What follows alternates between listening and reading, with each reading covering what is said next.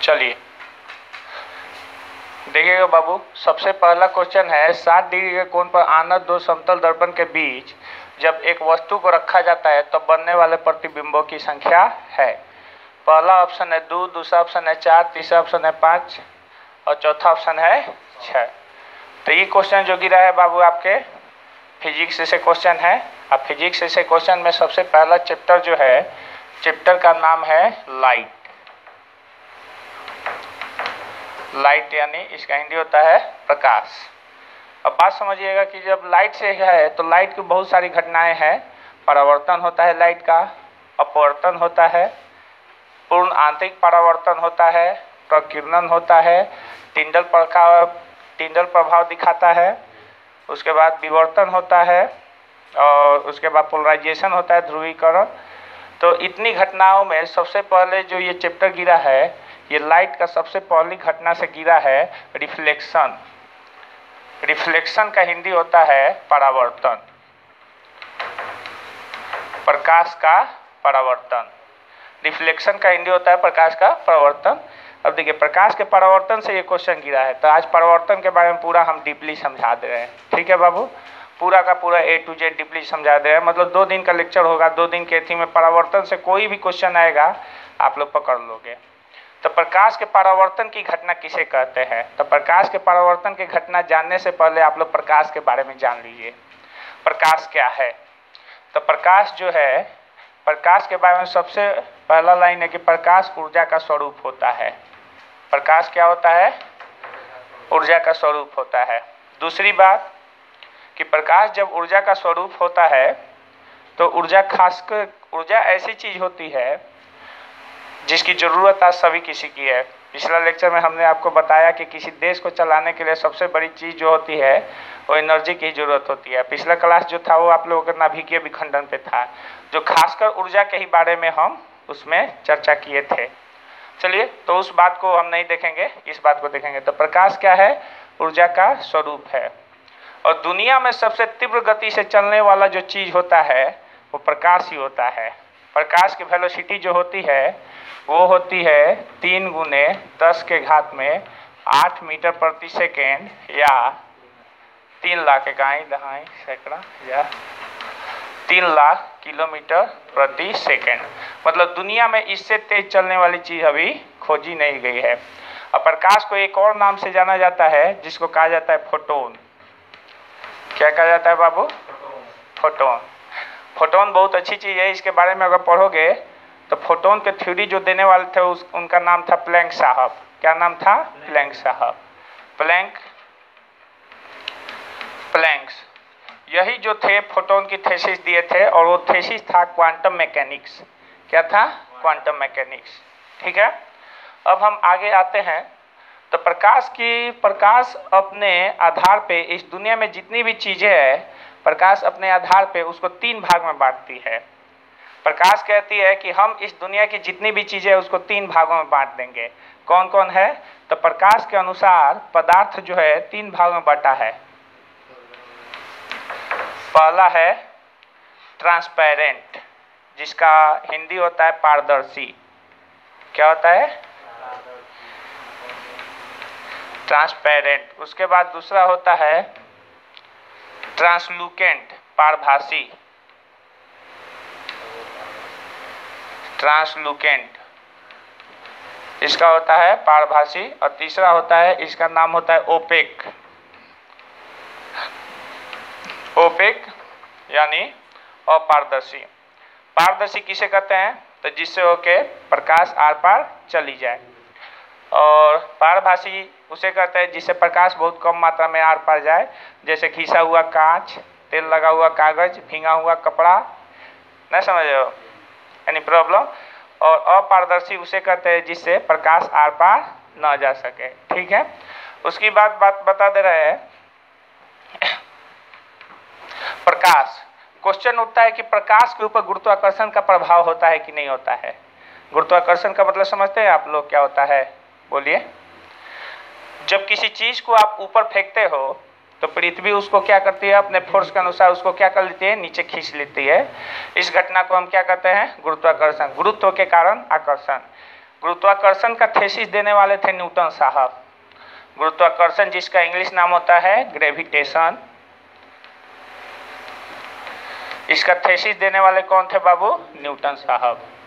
तो जब पहले पढ़ा गया था तो बोला जाता था कि लाइट के ऊपर ग्रेविटेशन का प्रभाव नहीं पड़ता है, यानी पृथ्वी इसको नहीं खींच सकती है, पृथ्वी इसको नहीं खींच सकती है।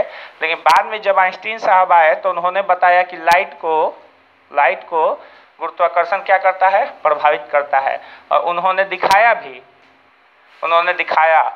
लेकिन जब ये बात बोले थे तो आइंस्टीन साहब को सब लोग पागल घोषित कर दिए थे, लेकिन जब उन्होंने प्रूव किया तो उसी समय से आइंस्टीन साहब सबसे ज़्यादा फेमस हो गए। ठीक है, तो लाइट के ऊपर ग्रेविटेशन काम करता है कि नहीं करता है? तो यहाँ पे सिंपल देख लीजिए, अगर आप टॉर्च बांटते हो तो नीचे से टॉर्च की लाइट ऊपर चली जाती है, लेकिन ऊपर से वापस नीचे नहीं आती है।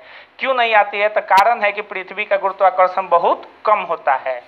जहाँ पे बड़े बड़े ग्रह उपग्रह तारे हैं वहाँ पे लाइट का ग्रेविटेशन देखा जाता है।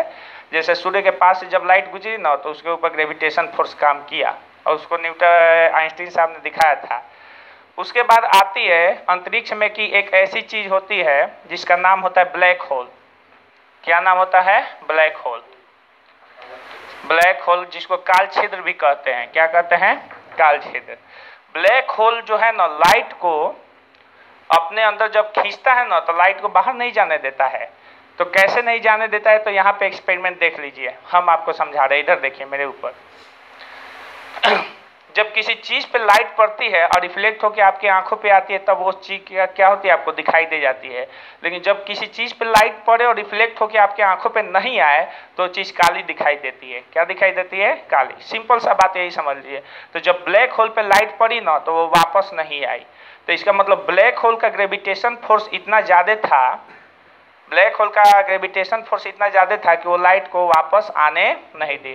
नहीं तो लाइट की सबसे बड़ी एक घटना होती है कि लाइट जब भी अपारदर्शी वस्तु पे टकराती है, अपारदर्शी जिससे वो आर पार न जा सके, जैसे दीवार है, लाइट इस पे टकराएगी तो तुरंत रिफ्लेक्ट होकर कहाँ पे आएगी? आंखों पे आएगी। आंखों पे आएगी तो आप दीवार को देख लेते हो। ठीक है, तो जब ब्लैक होल पे लाइट पड़ी तो ये वापस होके नहीं आई, इसलिए ब्लैक होल कैसा दिखाई देने लगा? काला दिखाई देने लगा। और ब्लैक होल का ग्रेविटेशन पावर बहुत ज़्यादा होता है, गुरुत्वाकर्षण बल बहुत ज़्यादा होता है। यहाँ पे जो भी चीज़ चली जाती है, इसके अंदर जो भी चीज़ चला जाता है ये वापस नहीं आता है। तो क्वेश्चन उठता है कि भाई ये ब्लैक होल है क्या चीज़? तो ब्लैक होल जब भी तारे का अंत होता है तो तारा या तो सुपरनोवा विस्फोट कर जाता है, नहीं तो ब्लैक होल बनाता है। तो जब तारों का लेक्चर देंगे, कभी क्वेश्चन आ गया तारे पे, तब हम इस ब्लैक होल को बढ़िया से समझा देंगे। ठीक है, तो इस ब्लैक होल का निर्माण तारे की मृत्यु के साथ होता है, the death of star. Star का डेथ दो प्रकार से होता है सिंपली, या तो स्टार जब मरेगा तो फट के सुपरनोवा बन जाएगा, और जब नहीं, जब अगर वो मतलब समझ लो कि अगर वो नहीं फटा तो समझ लो कि किस में बदल जाएगा? काल छिद्र में। ये किसी को भी अपने अंदर खींचने की ताकत रखता है, चाहे वो सूर्य हो या तारा हो। तारा अगर उसके पास से जाएगा तो उसको भी खींच लेगा अपने अंदर। ये ब्लैक होल इतना ज़्यादा गुरुत्वाकर्षण दिखाता है क्योंकि इसका घनत्व जो होता है, घनत्व समझते हो ना? घनत्व सघन डेंसिटी, इसका डेंसिटी जो होता है घनत्व इनफाइनाइट होता है। इसका घनत्व क्या होता है बाबू बोलो तो? इनफाइनाइट होता है, अनंत होता है। इसलिए ये लाइट को भी अपने अंदर से बाहर नहीं जाने देता है। तो अब समझ में आ गया ब्लैक होल। हमारी चर्चा हो रही है रिफ्लेक्शन यानी परावर्तन, प्रकाश का परावर्तन। तो अभी तक में मेरे बातों से समझ में आ गया होगा कि प्रकाश का परावर्तन किसे कहते हैं।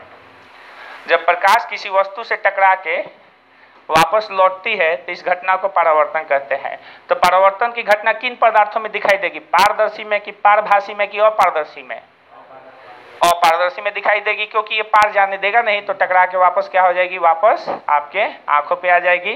तो परावर्तन की घटना आपको कहाँ पे दिखने को मिलता है बाबू? ओपेक में, यानी अपारदर्शी में। अपारदर्शी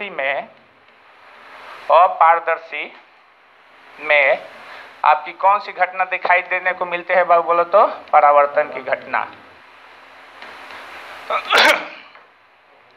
और इस परावर्तन की घटना को पढ़ने के लिए सबसे इंपॉर्टेंट टॉपिक होता है मिरर। क्या होता है बाबू? मिरर। मिरर का हिंदी नाम क्या होता है बोलो तो? दर्पण। क्या होता है? दर्पण। दर्पण एक ऐसी चीज होती है जो प्रकाश को पूर्ण परावर्तित कर देती है। तो भाई यहाँ पे पूर्ण परावर्तित क्या होता है? तो यहाँ से बहुत इंपॉर्टेंट चीज एक बात उठती है जो आप लोग को आज कंसेप्ट हम समझा दे रहे हैं।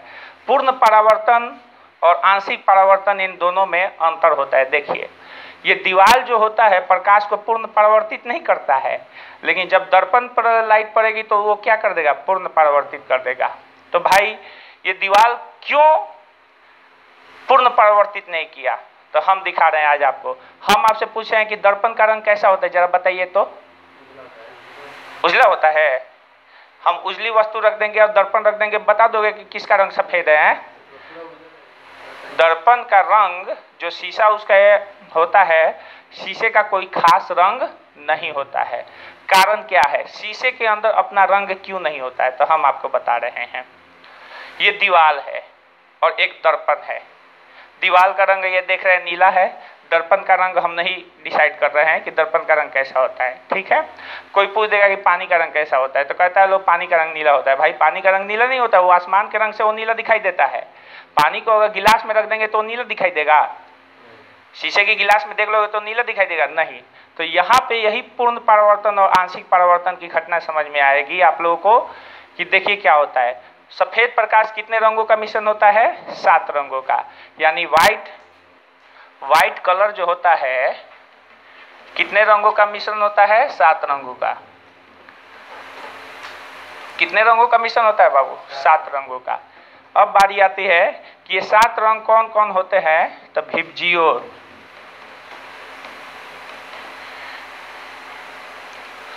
देख रहे हैं ना?